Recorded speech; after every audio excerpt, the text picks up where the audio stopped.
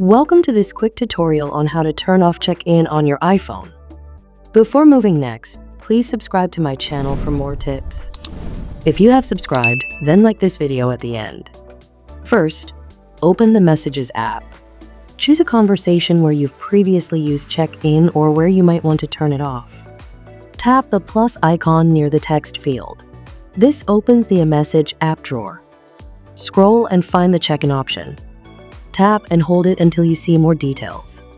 Alternatively, if it's already set up or active, you'll see Details button in chat option like showing on my iPhone screen.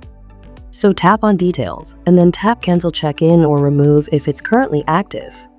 If required, for further action, tap on the Done to save changes. So this was the check-in setting. Now, let's go into Settings to make sure it's fully disabled. Open the Settings app.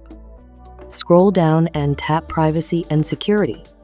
Tap Location Services. Scroll and tap System Services appear at the bottom, then after scroll to Share My Location.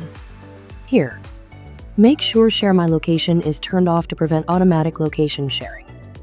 Another shortcut way to access and check in on your iPhone lock screen is to lock your phone, then click on the check-in notification that appears on the lock screen.